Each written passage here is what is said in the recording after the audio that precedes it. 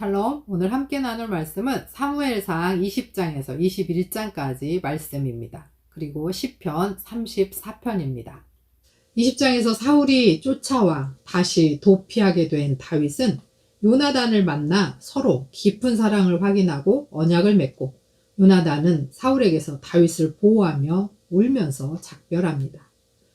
21장에서 다윗이 사울을 피해 도망해서 노베 제사장 아히멜렉에게 가서 머물고, 그는 다윗에게 골리앗의 칼을 주게 됩니다. 이때 에돔 사람 도액이 이것을 목격하게 됩니다. 시편 34편에서 다윗은 아비멜렉 앞에서 미친 채 하다가 쫓겨나서 지은 시라고 되어 있습니다. 하나님의 보호 아래 있는 자의 찬양입니다. 요나단과 헤어지고 변변한 무기도 없이 먹을 것도 제대로 챙기지 못한 다윗은 높 땅을 거쳐 블레셋으로 도망하여 가드왕 아기스 앞에서 침을 흘리며 미친 채 하면서 자존심에 심한 상처를 입게 됩니다. 그러나 위기를 겨우 모면한 상황에서도 하나님을 찬양합니다. 시편 34편 10절에 보면 젊은 사자들이 먹이를 잃고 굶주릴 수 있지만 하나님을 찾는 사람은 복이 있어 아무런 부족함이 없을 것이다 라고 이야기합니다. 다윗은 앞뒤 상황이 꽉 막힐 때마다 이렇게 기도로 하늘 문을 열고 길을 열었던 것입니다. 사무엘상 20장 요나단이 다윗의 탈출을 도와주다. 다윗이 라마의 나요대에서 빠져나와 집으로 돌아온 다음에 요나단에게 따져 물었다. 내가 무슨 못할 일을 하였느냐? 내가 무슨 몹쓸 일이라도 하였느냐? 내가 자네의 아버님께 무슨 잘못을 저질렀기에 아버님이 이토록 나의 목숨을 노리시느냐? 요나단이 그에게 대답하였다. 자네를 죽이시다니 결코 그런 일은 없을 걸세. 내가 분명히 말하지만 우리 아버지는 큰 일이든지 작은 일이든지 나에게 알리지 않고서는 하시지를 않네. 그런데 우리 아버지가 이 일이라고 해서 나에게 숨기실 까닭이 무엇이겠는가? 그럴 리가 없네. 그러나 다윗은 맹세까지 하면서 말하였다. 자네가 나를 지극히 아낀다는 것은 자네의 아버님도 잘 알고 계시지 않은가? 그렇기 때문에 이 일만은 자네에게 알려서는 안 된다고 생각하셨을 걸세. 자네가 알면 매우 슬퍼할 때니까 말일세. 주님께서 살아계시니 내가 자네에게 분명히 말하겠네. 나와 죽음 사이는 한 발짝밖에 되지 않네. 요나단이 다윗에게 제안하였다. 자네의 소원을 말해보게. 자네를 돕는 일이면 무엇이든지 하겠네. 다윗이 요나단에게 대답하였다. 내일은 초하루일세. 내가 임금님과 함께 앉아서 식사를 해야 하는 날일세. 그러나 내가 외출을 할 수 있도록 주선하여 주게. 나가서 모레 저녁 때까지 들녘에 숨어 있겠네. 그랬다가 만일 자네의 아버님이 내가 왜 안 보이느냐고 물으시거든. 그때 자네는 내가 우리 고향 베들레헴으로 가서 온 가족과 함께 거기에서 매년제를 드릴 때가 되어 급히 가보아야 한다고 말미를 달라고 해서 허락해 주었다고 말씀드려 주게. 그때 자네의 아버님이 잘했다고 말씀하시면 나에게 아무런 화가 미치지 않겠지만 자네의 아버님이 화를 내시면 나를 해치려고 결심하신 것으로 알겠네. 자네는 이미 주님 앞에서 나와 가까운 친구로 지내기로 굳게 약속하였으니 나에게 친구의 의리를 꼭 지켜주게. 그러나 나에게 무슨 허물이 있다면 자네가 직접 나를 죽이게. 나를 자네의 아버님께로 데려갈 까닭이 없지 않은가? 요나단이 대답하였다. 결코 그런 일은 없을 것세. 우리 아버지가 자네를 해치려는 결심을 한 줄을 알고서야 내가 어찌 그것을 자네에게 곧 알려주지 않겠는가? 그러나 다윗은 요나단에게 물었다. 혹시 자네의 아버님이 자네에게 화를 내면서 대답하시면 누가 그것을 나에게 알려주겠는가? 요나단이 다윗에게 말하였다. 자, 가세. 들로 나가세. 둘은 함께 들로 나갔다. 요나단이 다윗에게 약속하였다. 주 이스라엘의 하나님이 우리의 증인이시네. 내가 내일이나 모레 이맘때에 아버지의 뜻을 살펴보고 자네에게 대하여 좋게 생각하신다면 사람을 보내어 알리겠네. 아버지가 자네를 해치려 한다는 것을 내가 알고도 그것을 자네에게 알리지 않아서 자네가 안전하게 피신하지 못하게 된다면 주님께서 이 요나단에게 무슨 벌을 내리셔도 달게 받겠네. 주님께서 나의 아버지와 함께 계셨던 것처럼 자네와도 함께 계시기를 바라네. 그 대신 내가 살아있는 동안은 내가 주님의 인자하심을 누리며 살 수 있게 해주게.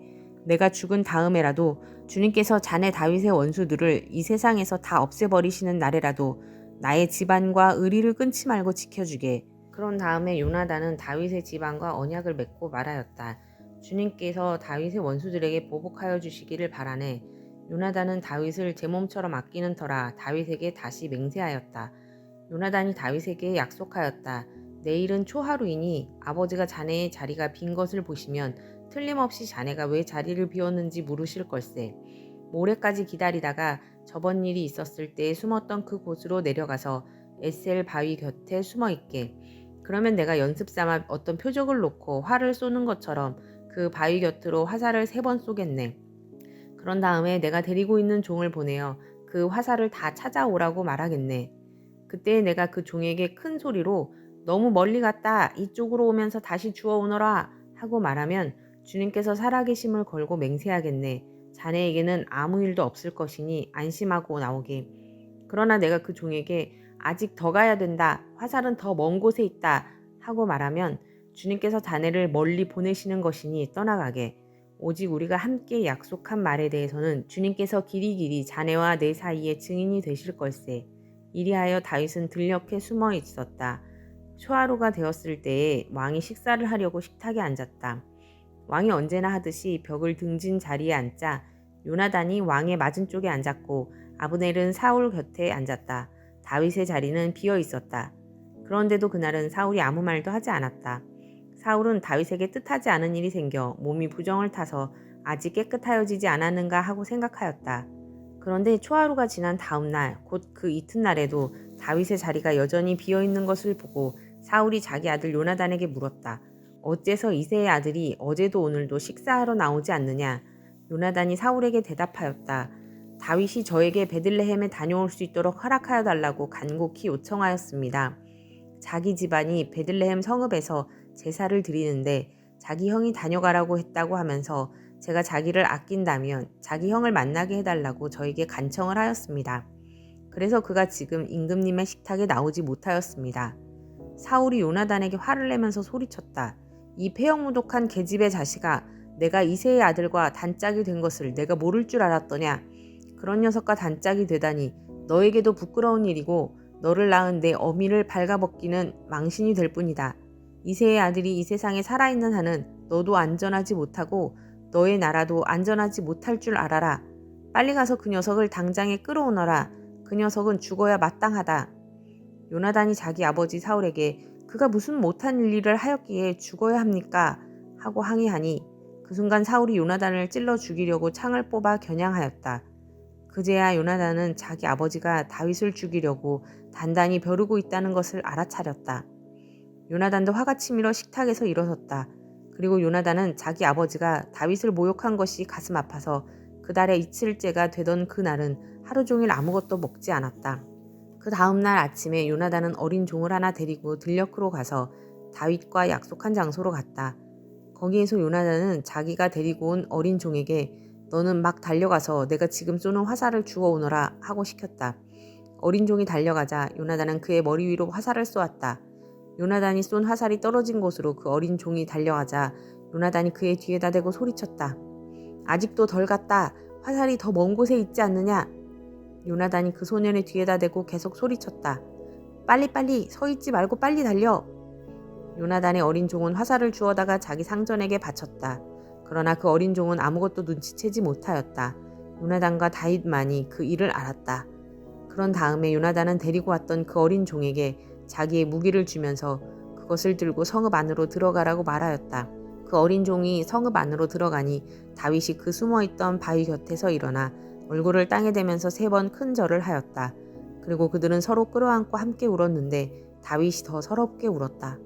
그러자 요나단이 다윗에게 말하였다. 잘 가게 우리가 서로 주님의 이름을 걸고 맹세한 것은 잊지 않도록 하세. 주님께서 나와 자네 사이에서 뿐만 아니라 나의 자손과 자네의 자손 사이에서도 길이길이 그 증인이 되실 걸세. 다윗은 일어나 길을 떠났고 요나단은 성 안으로 들어갔다.